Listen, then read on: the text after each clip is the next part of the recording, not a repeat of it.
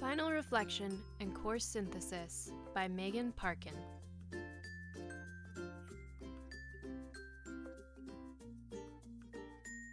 As teachers, it is important for us to consider our students' backgrounds and how they impact their learning. In language and learning in multilingual classrooms, a variety of push factors are described, including war, lack of education, and employment opportunities. These are just some of the circumstances that cripple immigrant and refugee families. The social-emotional impact that these conditions have on children's development are real. It is my belief that we need to educate our students on the social injustices of the world so that they can better understand these language learners' backgrounds. This can be done through culturally rich literature like Eve Bunting's Gleam and Glow, which details the story of a family trapped in a war-torn country. It may also be beneficial for a language learner to share their story if they feel comfortable, because it provides a first-hand account which students can connect to. A detailed academic background is essential for understanding language learners' behavior and success within the classroom. Information collected on previous schooling may include such things as literacy levels, lack of education, and behavior issues. All of this information can be used to diagnose current or future concerns. For example, in my practicum, a learner struggled with the daily routine of the classroom. It was found that this was due to a large gap in his schooling, which resulted in him no longer being able to sit in a classroom all day. Regularly scheduled movement breaks were implemented into this student's day, and this helped regulate his attention. At the reception center, I found it interesting that they asked the newcomers to write letters. The first letter, written in English, was an introduction to their new teacher, telling them all about their favorite subjects, interests, and any other important information. This letter could be used as a work sample in order to gauge the student's strengths and weaknesses in writing. This information could then be translated into individualized instruction, such as learning about punctuation or grammar. The second letter, written in their native language, was addressed to their friends back home, and it was to detail their experience in Canada thus far. It is important that the student's home dialect is utilized in the language acquisition process, as it serves as a bridge, enabling them to participate more effectively in school activities while they are learning English. This could be as simple as allowing the language learner to jot down ideas in their first dialect before writing in English. An overall understanding of a student's Alberta English Second Language benchmark level will aid in the language acquisition process as well as assessment practices. If a student is a beginning English language learner, then their language acquisition process is going to look different than an extending learner. This may include utilizing different methods of instruction or focusing on specific benchmark characteristics. For example, a beginning language learner may focus more on utility words, while an extending learner is focusing on using a broad range of words.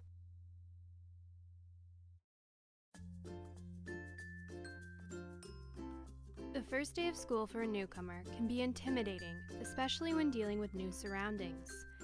This is why it is important that they enter a classroom that has a welcoming environment.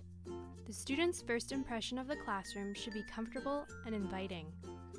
This may include being welcomed into the classroom with a greeting or a phrase in their home language, as well as signs in their native dialect. It is through this first impression that the student will feel comfortable learning and engaging in the language acquisition process within the classroom. It is important that the teacher knows and understands the stages of cultural accommodation for English language learners. In the beginning, the student will be experiencing euphoria, which is an initial period of excitement about their new surroundings. This stage may cause the learner to be interested in learning as well as motivated and cooperative. The student will feel as though they have no problems adjusting to the new culture, and they will also be intrigued by both the similarities and differences in their new culture and home culture.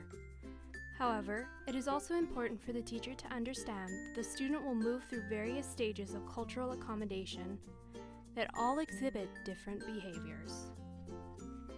From the moment the student enters the classroom, they should be partnered with a peer. This classmate can be a fellow English language learner or a same home language partner. It is through this partnership that the student can begin to learn the routine of the classroom by mirroring their partner. For example, the language learner would be able to mirror their partner in order to understand when classroom and transitions are, or what the next steps in learning are. This partnership may also reduce anxiety in the English language learner because they immediately know what is expected of them, and they can begin to build relationships within the classroom. A school tour with their classroom partner will help in reducing anxiety for the newcomer. The tour will include important locations such as the classroom, library, and office, and it will also introduce the student to key personnel within the building. If a student has a unique schedule, then their classmate will ensure that they show them each of the classrooms that their classes will be in.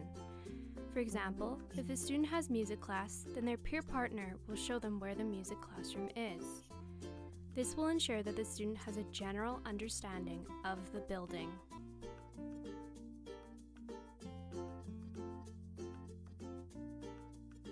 It is important that teachers understand that language acquisition is a process. Students are not sponges that can soak up information and understand it immediately. They need to engage in first-hand experiences with the language over the course of many years. It is through increased student involvement and participation in class that they can engage in meaningful activities and conversations with their peers that will add to their overall knowledge of the language. The personalization of instruction depends on how well you know your students. In particular, English language learners benefit from personalized instruction that plays upon their strengths and interests. For example, a beginning English language learner who learns best through hands-on activities would benefit from total physical response because they are physically involved in the language acquisition process. On the other hand, a more advanced language learner would benefit from the communicative approach, which allows them to take risks and engage in first-hand language experiences. It is important that teachers combine several models to facilitate a well-rounded language acquisition process. In an English language learner's first year or two, they will begin to sound fluent in day-to-day conversations. However, the process of learning academic language takes longer.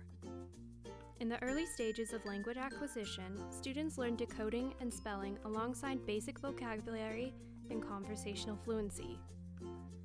English language learners require at least 5 years of catching up to their peers in literacy-related skills such as reading or writing. Students who have everyday language proficiency have the ability to maintain face-to-face conversations with their peers or adults.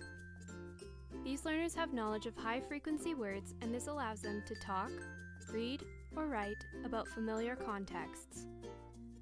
They can use simple sentences and grammatical structures, as well as understand literal meanings of common words. Learners who exhibit everyday language proficiency are in the beginning stages of the language learning process. Academic language proficiency is characterized by the learner's ability to read social situations and identify when there is less opportunity for discussion. These students have knowledge of low-frequency words as well as an understanding of words that change their meaning based on context. They have an ability to talk, read, and write about abstract or unfamiliar contexts using complex sentences and grammatical structure. Students with academic language proficiency are closer to closing the language gap between themselves and their peers. The integration of a home language in the classroom can make English language learners feel more comfortable in the environment. The home language can be used as an English language learning strategy. In my practicum classroom, my mentor teacher allowed English language learners to write their assignments in their home language first and then translate them after. This strategy allowed the students to produce more successful and fluid writing pieces as they fully comprehended what they were writing. Once they had translated their work, my mentor teacher would have them edited to see if there were any discrepancies between the two languages during the translation process.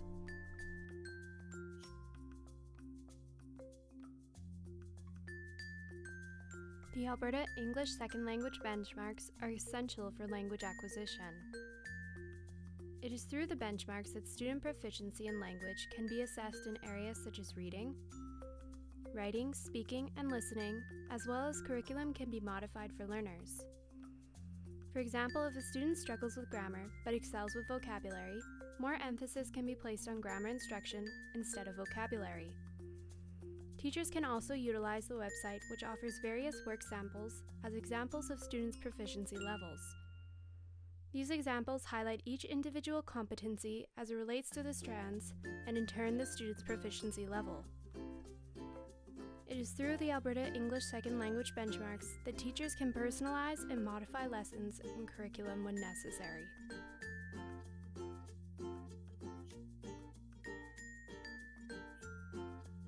It is through the integration of cultural resources in the curriculum that students see diversity as interesting but normal. In every classroom, teachers need to create a balance among cultural viewpoints which foster an increased understanding of customs and worldviews, as well as promote equality and human rights. Multiculturalism can be incorporated in all subject areas and should include students' home cultures as well as cultures unique to the classroom. For example, in English language arts, educators can create literature groups which examine different ethnic perspectives and traditions. Culturally rich literature is a good way to facilitate discussion in the classroom in which students feel comfortable sharing their ideas and experiences. In social studies, students can participate in intercultural projects which explore a variety of world cultures. For example, 2 students could work in a partnership to investigate Canadian culture as well as Chinese culture.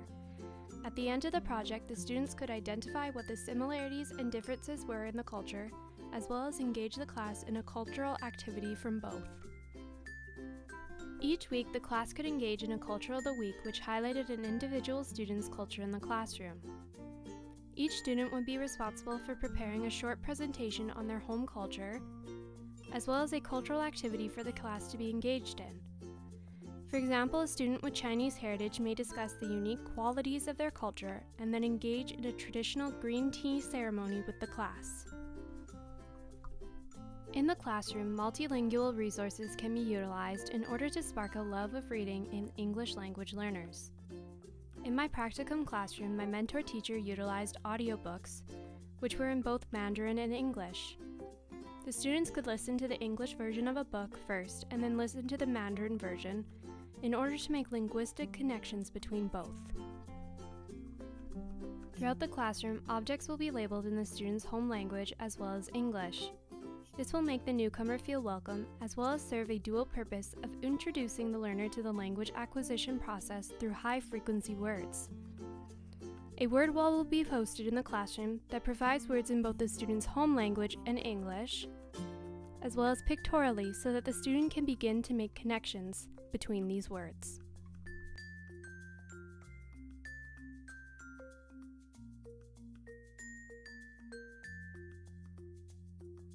Oral language engagement is an excellent resource for the entire classroom as well as English language learners. At a young age, students attain valuable characteristics through social interactions, such as helping, sharing, and appreciating others' opinions and ideas. During group work, learners engage in discussion that helps them clarify ideas, share their own knowledge, and collaboratively solve problems. In regards to English language learners, oral language opportunities are important interactions because they allow students to experiment with new words and learn from peer and teacher feedback. The foundation for literacy in English language learners is oral language. Social interactions provide L2 learners with the opportunity to listen to the language being used and use context to figure out what it means. In my practicum classroom, my mentor teacher frequently used the pair and share strategy in order to encourage oral language development. There is a variety of English language learners in this classroom, and they were always encouraged to partner with a native English speaker. It is through this partner that they receive modeling of the English language as well as safe pronunciation practice. Coelho discusses using small group work as a means of building English language learners' self-efficacy. This is especially important because language learners may feel intimidated to speak in front of the entire class. Instead, by placing them in a small group, they may feel more comfortable to take risks. However, these groups will only be successful if students understand what good group work looks like. For example, all learners must be introduced to group etiquette, which should include taking turns and not interrupting a peer. In my practicum class last semester, one of my peers led us in an activity to show us how terrifying it can be to learn a new language. Each of us received a word in a foreign dialect, and we were expected to read the word in front of the entire class. Most of us misread our words or used inappropriate accents for the dialect. Through this activity, I gained an appreciation of how hard English language learners work. If we had done this activity in smaller groups, I would have felt less intimidated to share. This is why I think it is important to keep in mind Elizabeth Coelho's strategies for improving language learners' self-efficacy, and why we should consider small group settings to make work less intimidating for them. For students with minimal language, it may be beneficial to incorporate manipulatives. In the textbook, Reju is a newcomer from India who is beginning to acquire new words and simple phrases in English. During mathematics, Reju does not have any contextual cues to gain the understanding of the subject. Instead of Reju just sitting in the math class and struggling to comprehend the language, he could work with a peer or volunteer using manipulatives. If the students are learning addition, then Reju could use the manipulatives and oral language to visually see and explain the mathematical theorems. For example, his peer may ask him what blocks add to 2, and then Reju could practice saying 1 block plus 1 block is 2.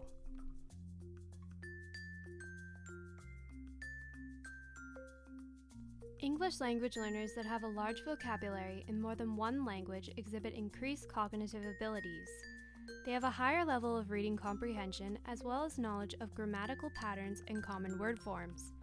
These skills can reduce the learning burden that language learners face by allowing them to identify word families. Students that have European language backgrounds have an advantage in vocabulary instruction because words have similar meanings in many different languages. However, this can also be a challenge as some words are false friends.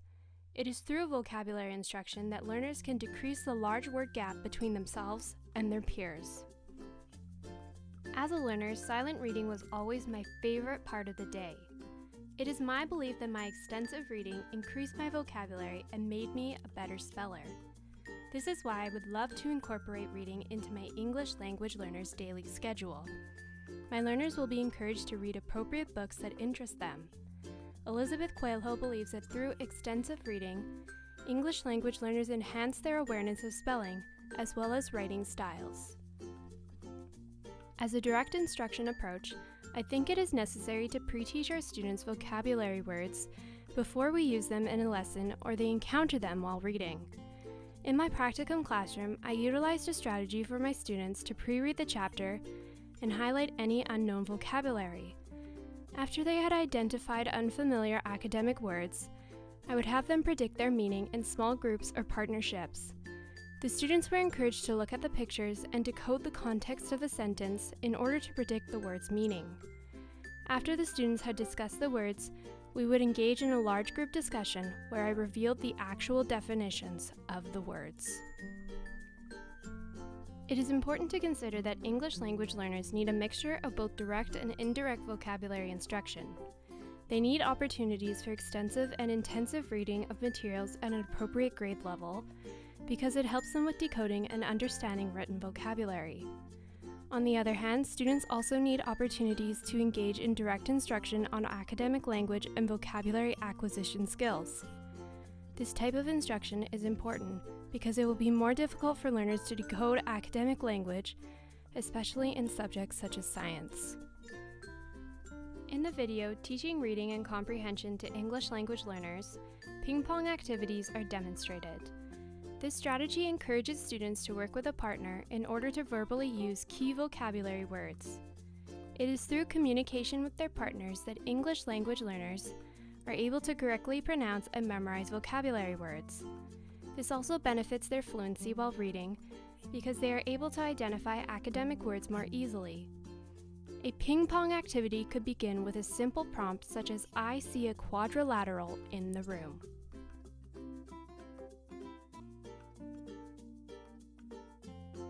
Reading can be a difficult task for English language learners. This is why it is important for teachers to make reading as engaging as possible for these students. One of the easiest ways to engage children in reading is to allow them to pick books that interest them. As long as students are picking books that are appropriate for their reading level, This is an excellent way to foster a love of reading and language learning. It is through a print-rich environment that students become familiarized with the basics of reading. Technology is another manner in which to engage English language learners in reading. There are technologies like Google Reader, which will read websites and books to students. This models the correct pronunciation of words for learners, as well as encourages them to take learning into their own hands. In the video, Teaching Reading and Comprehension to English Language Learners, they discuss the benefits of small group reading.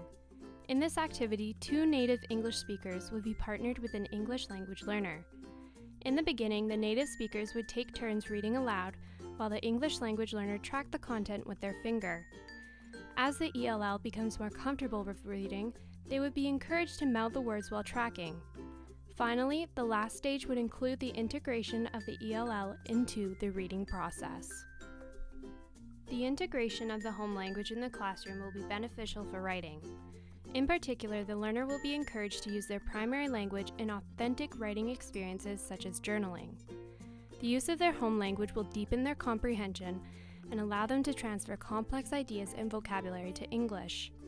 It will also extend their content learning while allowing them to acquire the various components of the English language. In Elizabeth Coelho's video, Scaffolds for Writing, she discusses cloze activities. These activities are beneficial for English language learners because they provide them with maximum support for convergent thinking. It is important that these activities are modeled first in order for students to metacognitively understand the task and its process. Cloze activities should provide students with more words than the blanks because it ensures that they are critically thinking. It is through activities such as this that students are practicing their writing in an academic context. As English language learners become more proficient, they will need reduced support and more space for their own ideas in writing. Paragraph frames are a strategy that encourage students to think divergently while learning the basic structures of writing. This task is especially beneficial because students are provided with visual reminders of what the various components of a paragraph are.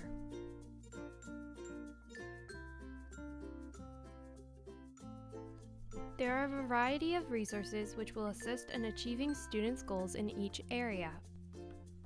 The Language and Learning in Multilingual Classrooms textbook is a valuable resource for teaching English language learners. It provides real-world strategies which students will connect to in areas such as reading, writing, vocabulary, and oral communication.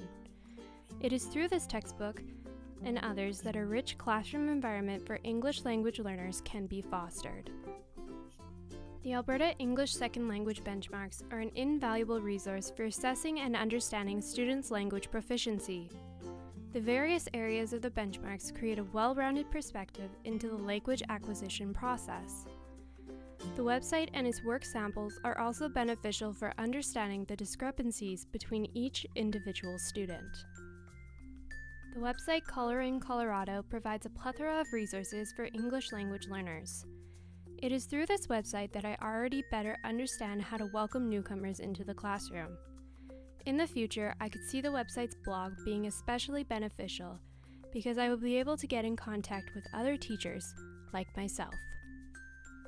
The Calgary Public Library is an excellent resource for engaging ELLs in reading. It is through a partnership with the CPL that students can engage in reading in both their home language and English. The library also provides books that are beneficial for professional development in teaching English second language.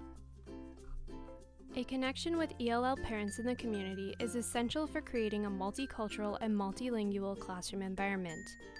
It is through these parents that authentic classroom activities can be established in the classroom. As well, these parents could be beneficial resources for newcomers who want a parent's perspective on the language acquisition process. Professional development in teaching English second language is essential for all teachers. It is through conversation with ELL experts that all teachers can learn. In schools, it may be beneficial to consistently consult with an ELL specialist in order to better understand individual students. Experts such as Elizabeth Coelho are another excellent resource as she provides videos that are packed with valuable strategies. One of the best resources in schools is other teachers. Throughout these teachers' careers, they have encountered a variety of English language learners and have utilized a plethora of strategies in order to engage them in learning.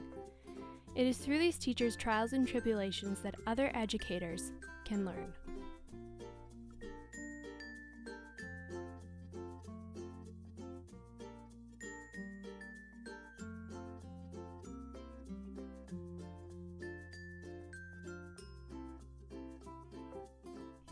Thank you for watching my digital story, and I hope you enjoyed.